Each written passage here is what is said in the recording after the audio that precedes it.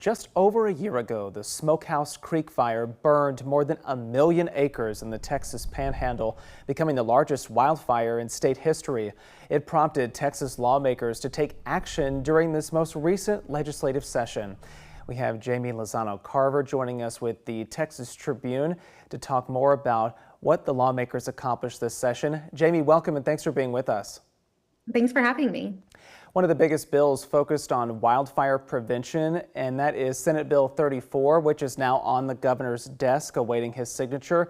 What are some of the highlights of that legislation? Well, one of the big highlights was that it increases funding by 10% to rural volunteer fire departments, who we know were at the forefront of the Panhandle wildfires last year. It also calls for a study on wildfire risk zones, and that would establish what those zones are for residents, homes, and businesses. And this would also be in proximity to what's called fuel loads, which is, anything from dry grass to shrubs and trees.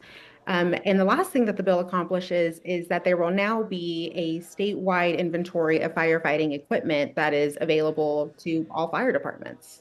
Yeah, I want to focus on that really quickly. As we mentioned there, that there is that bill that passed and creates a statewide firefighting equipment inventory. How is that meant to help with wildfire response moving forward? Well, after the wildfires last year, the House Investigative Committee found that there was a lack of knowledge about what kind of equipment agencies had and what was needed in the moment.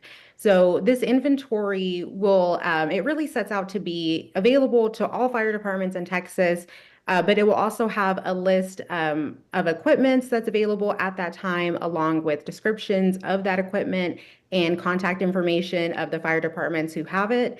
And this is really just a way to make sure that fire departments, whether it's rural or volunteer, are able to find what they need a lot faster.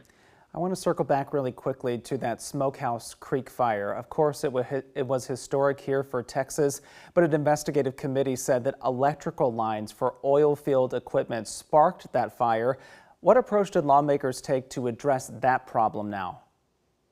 Well, the big approach that they took was to go ahead and address the state agencies who would have authority over inspecting those power lines, which was not the case during the wildfires last year.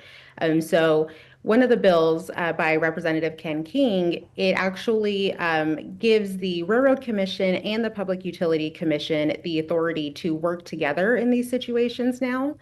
So now when the Railroad Commission finds a substandard power line at oil well sites or other facilities, they will notify the Public Utility Commission along with the landowner.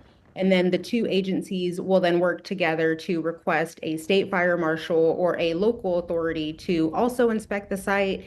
And they can request that the electric service is disconnected by the provider now. Well, Jayme Lozano Carver with the Texas Tribune, thank you so much again for this update and your reporting about this, and we appreciate you being with us.